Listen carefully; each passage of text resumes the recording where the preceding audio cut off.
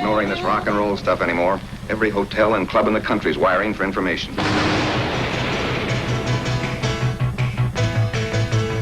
Hello, Groove Dogs. Welcome to the Runaway Radio Rewind, a program that looks and listens back to the heyday of one of America's truly great radio stations, the legendary and late KLOL. It's the Runaway Radio Rewind. And now, here's your host, Steve Robinson. Okay, here we go. It's time for another Runaway Radio Rewind. We take a look back at the greatness of Rock 101 KLOL. Today on the show, we have another visit from Dr. Betty. She was a major player with Stevens Pruett, and I can't not bring you some more Uncle Waldo. It's the Runaway Radio Rewind. Turn it up.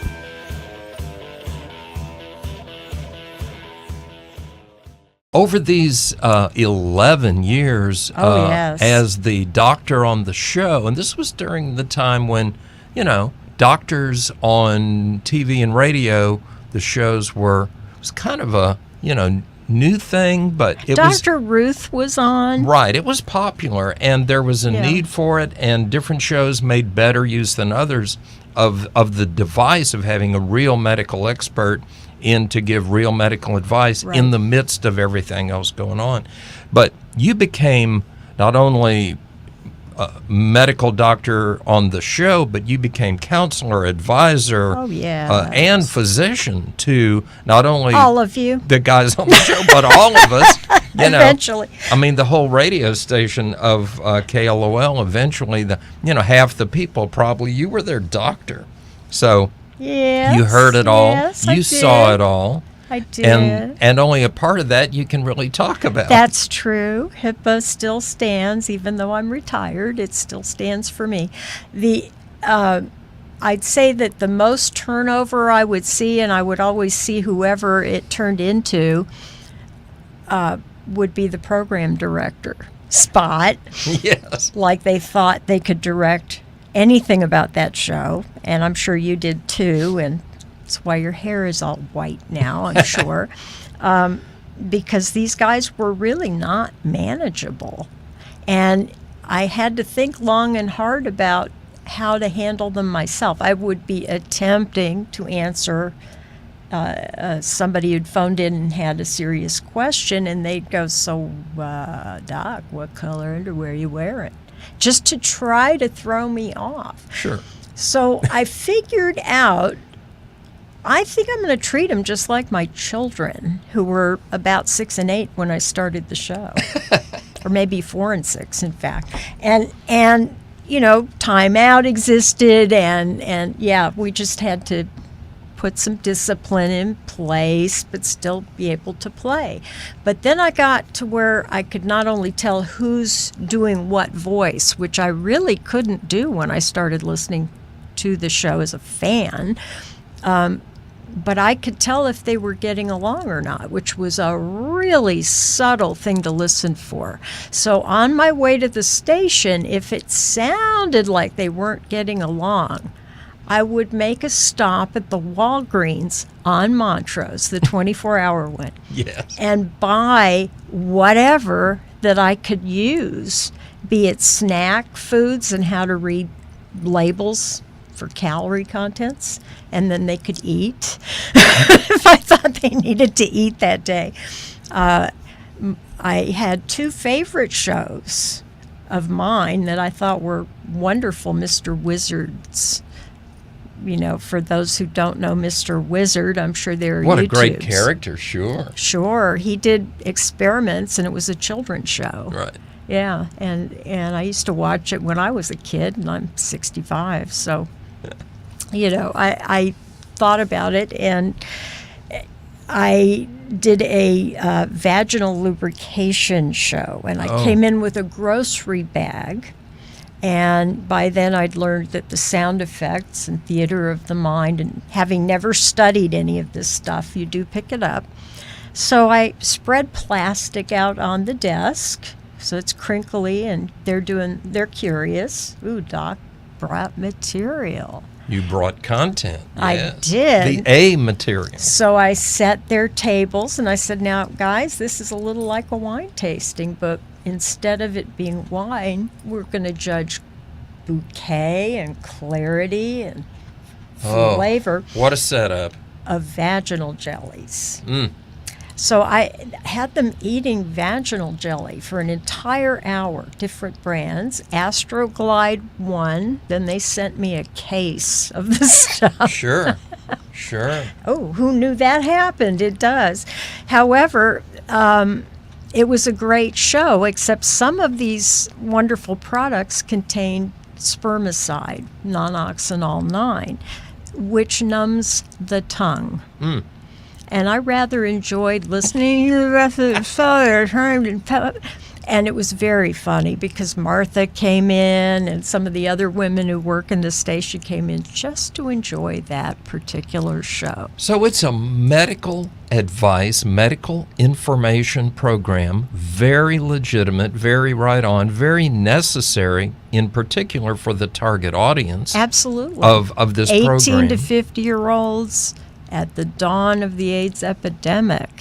Wow. Okay. Very timely, very important. Very and important. I think we won awards for this too. You know. I didn't hear about them, but I'd love to see them. I'm sure we did. I know we got a lot of recognition for this. I did hear a rumor. I have a question for you that one of my shows was taken to the FCC to defend one of the various I'm sure that's fines. right. I'm sure that's right. Where part of the defense was, and you go, well, defense for what? Well, when I can imagine. when questions would arise related to the efficacy of what we're talking about here and whether or not it really is, medical advice by medical experts for, real life situations, we took the opportunity to prove that it absolutely was. Mm-hmm. And in the context of that, then here's the information. So don't think we're just playing around here because we're really putting some information out there. But the context of it was such that it would be interesting and entertaining and people would listen. So can we get away with that? Maybe. We think we can. And of course, we did. You did. Because it was legitimate. Yes, it was titillating and all that, but God, it was funny. But the people calling wanted the information. Oh, sure they did. And they had to struggle to get it. It was anonymous for them, right. And there's a certain benefit to that. I did have to warn whomever was my receptionist at the time, because we would get a lot of interesting phone calls the day I did the show, because the guys, I wasn't advertising, but they liked to put my number out a lot. Oh. My office number. Oh, I didn't know that. Yes, and that was not part of my agenda, so we got very interesting calls. Now, the other interesting part of how I was able to open my own practice was I came on your show. And I'll say your show in that you were the GM, yes? Yes.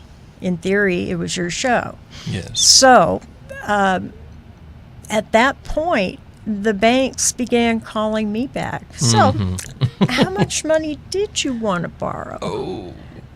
Who knew? They did not teach me this in medical school. And you know what? They don't teach this in radio school either. I'm sure not. I took me the longest time to figure out, radio seems free. Yeah. So how do y'all get paid? And, I was kind of curious. Commercials. Oh. Ding, ding, ding. I mean, I never thought about it from a financial point of view. You were the content, not the advertiser. Right. And that's very powerful voodoo, because you're there with the content and you just happen to have your name on it. Nor was I paid. Right. For 11 years. It was an exchange of services. No, for me it was, I wanted to do something of public service, but at the same time I have a sense of humor and I understand the show. You sure did. And loved it most of the time. When Mom and Dad were not getting along, it wasn't as much fun, but that was very rare. So when your name comes up now to people you meet and other Houstonians and neighbors and friends and their friends, and just when they call your name out at the store in line, do people look over at you and then ask, "Are you the same Dr. They Betty?" used to. Yeah. And if I'm introduced that way, because I tend not to introduce myself that way, unfortunately, this has gotten very, very painful. It's like, I think my grandpa used to listen to that show, and it's like, ouch! When did that happen? Probably the same time I could get a senior discount in an ARP card, but it's kind of funny. So, of course, there are a couple of moments. There are many, and several stories that probably stand out for you as some of the, there was that time when. Oh boy. Give me one of those that is particularly striking and memorable to you, that had great either response or something unexpected happened. That would be every time I'd walk in the studio, frankly. Yeah. I never knew what I would find. I was driving in one day and listening to them doing some southerly hair clipping of other people who had just gotten off work from one of the gentlemen's clubs. And I knew enough to know that they were really there and really doing it, as opposed to making sounds and, that kind of thing. And so I walked in with some toilet seat covers for the chairs for myself. But, yeah, some of those things were a bit unexpected. And they morphed from time to time, what was unexpected. They tackled some very difficult subjects. Which ones are you thinking about? The ones that we almost didn't tackle. Well, when you bring up anything even close to HIV and the serious side, and definitely serious side of that. It was brave of you, them, and all of us at the time to have the nerve to tackle those kind of heavy subjects within this kind of comedy show context. That's very hard to do. It's and to survive it.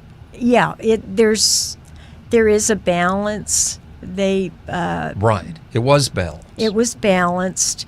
They like to try very hard to make me unbalanced.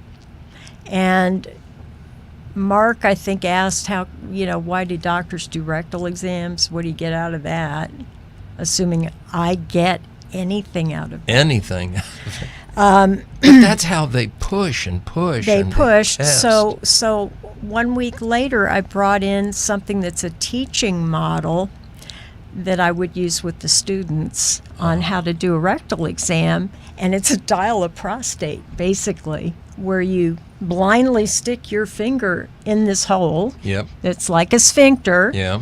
And I can dial up, and I know the numbers and which diseases, and ask them to feel the prostate. Wow. Which was a fascinating one. But again, I'm bringing in a toy for them. Right. And they love that. They anytime. love to play with toys. Right. Again, dealing with them as if they're kids. Because they but are. Giving out information. But then I also could bring in information about a free prostate screening that was happening at this hospital or that organization. So if I really lowered my expectation, and I figured if I could get out one or two good things in an hour, I was lucky with these guys, because some of the questions, were hilarious or were done for jokes. They'd have to edit them out of that bank of calls. Thank you, Dr. Betty. Now, if you haven't done so already, please like our Facebook page at facebook.com/Runaway Radio Rewind, and also check out runawayradiorewind.com. Okay, it's Waldo time. Enjoy. Oaklawn restaurant owner type person. Just don't wash it, okay? Wear it often. In Act 1, Scene 1, it's opening day of Uncle Waldo's Oaklawn restaurant on Lemon Avenue. He's so excited. Oh, it's a marvelous day. He unlocks the door, and we hear him say to the chef, Big Bruno, I'm so excited. Aren't you, Big? Yeah, Uncle Waldo. We got our small business loan. This thing came through. And It's going to be a red letter day. We're opening the restaurant. This is going to be a hit, you know? Yeah. Yeah, and you were worried about opening up in the Oaklawn. Don't worry, Uncle Waldo. Let These that people. first customer in there. Wait a minute. He just walked in the door. Our first customer. Fantastic. Now, don't rush up there, Uncle Waldo. Don't act anxious. Wait a minute, I'll put on my apron. I'll go wait on him, okay? All right. Yo, you want to wait on him, or should I wait on him? I think I'll flip you for it, okay? Heads or tails? I guess I'll go wait on him. Wait a minute. Uncle Waldo, hold it. Get up off the floor. Get up off the floor. Uh-huh. Look what the guy's doing in the booth there. Wait a minute. He's fanning his fig.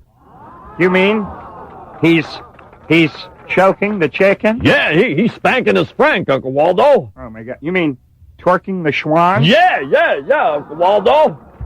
Holy mackerel. He's teasing the python. Yeah. Uncle Waldo. I can't understand it. My first customer is sitting over there doing that. It's your fault, Uncle Waldo. My fault? It's your fault. What do you mean it's my fault? Well, you put that dumb sign up there. What sign? First come, first served. Oh. You've been listening to the Runaway Radio Rewind. Join us next week for more memories and goodness for the intelligentsia from the people who made the former KLOL what it was. Find us online at runawayradiorewind.com and be sure to grab your Runaway Radio gear. You can find the show on YouTube, Apple Podcasts, and Google Play. Show us your dog, and we'll see you next week on the Runaway Radio Rewind.